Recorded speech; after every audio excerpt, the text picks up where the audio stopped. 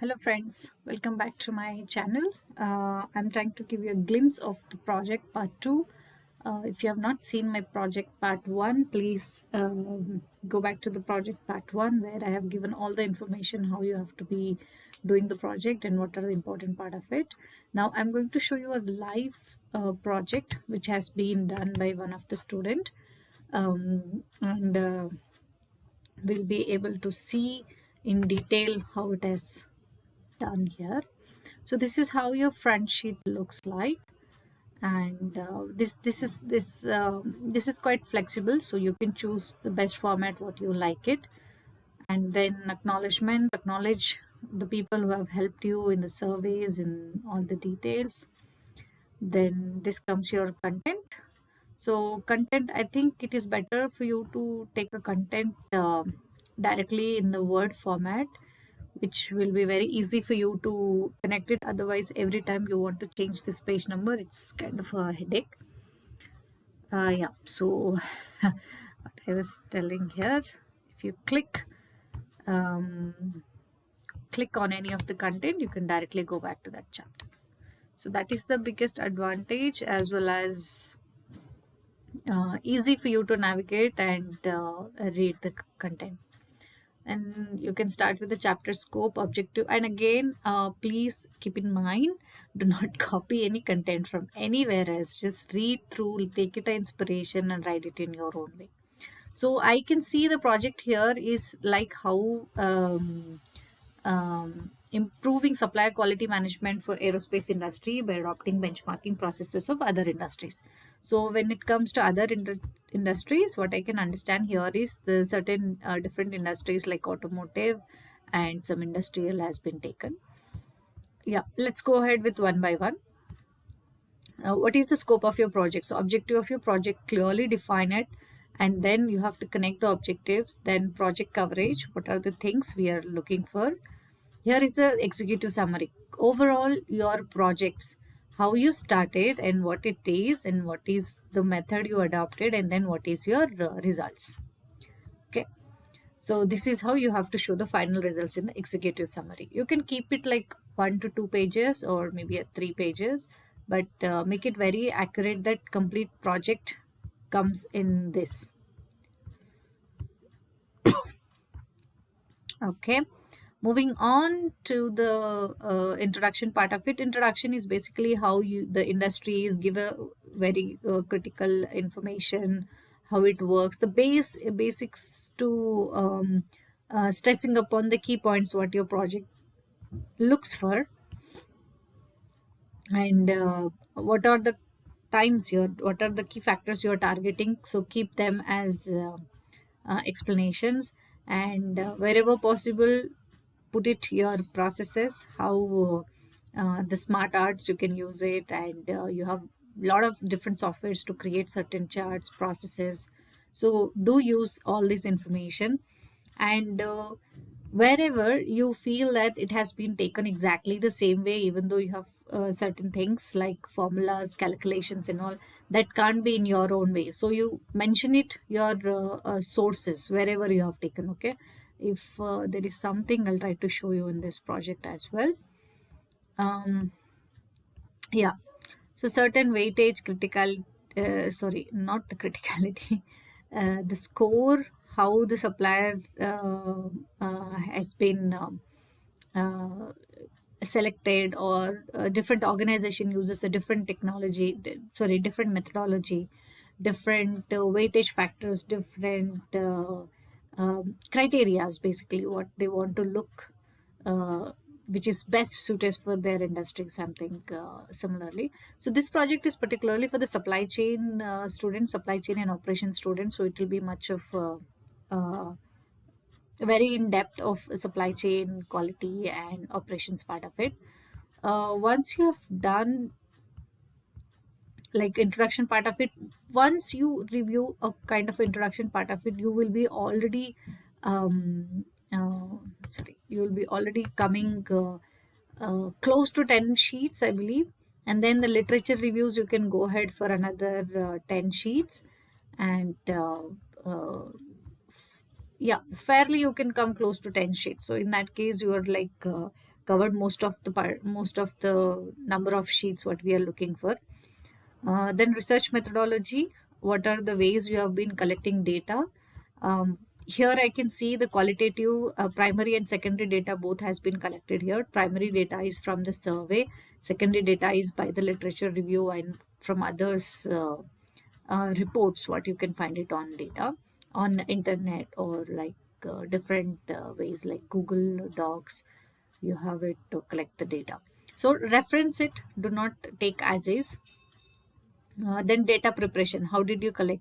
Now all these are like I believe the surveys and then it has come back uh, the screenshots of the survey. Nowadays I think the surveys is quite easy for taking it. A Google sheet can work it out for you most of the criteria. So send across the Google sheet along with your colleagues and different industries across, and then let the answers come up, and then you can just take a screenshot, attach it here. So this is the way you can design your questionnaires, send it across. Once you get the results, a substantial result is always appreciated. Like if you're getting it more than 50 people giving you a response to your survey, that has a very good amount of results. And it is very important that if your survey is very specific to the people, what I can see here is this survey looks like it's very specific for the supply chain industry people who are working closely with the supplier. So like that you choose your audience and choose your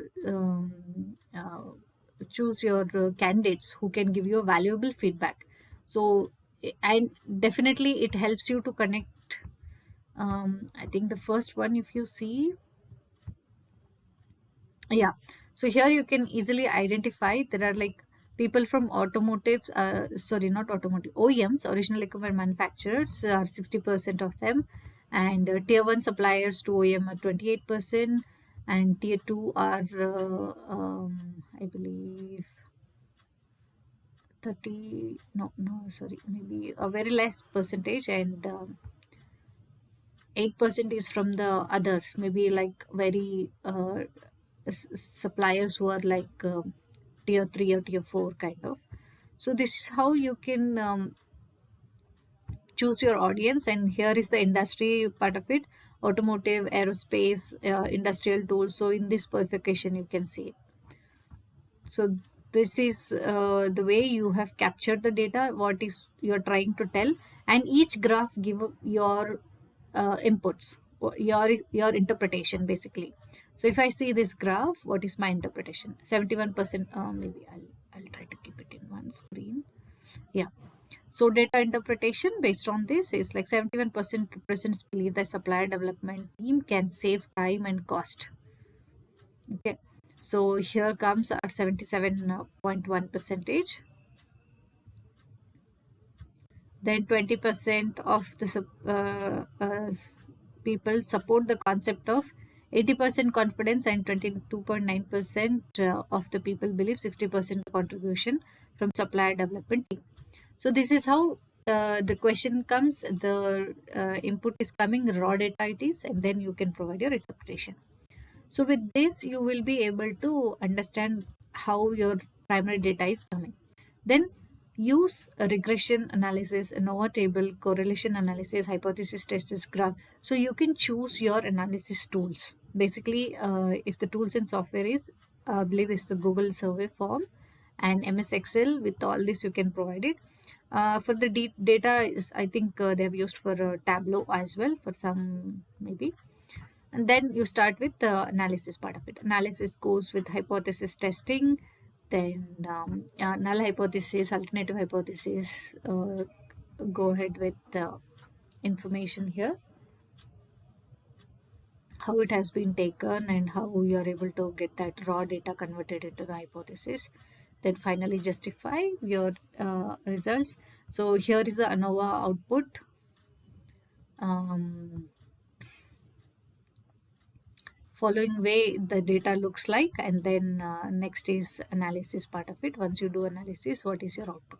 So this is how a very clean way of providing the data as well as interpreting and justifying your analysis. So finally, inference, the correlation analysis indicate a weak positive relationship between the variables with the correlation coefficient of 0.15. This suggests that the number of supplier handling and the supplier development team members are only weak dependents. So we are not seeing any kind of a very hardcore pattern here.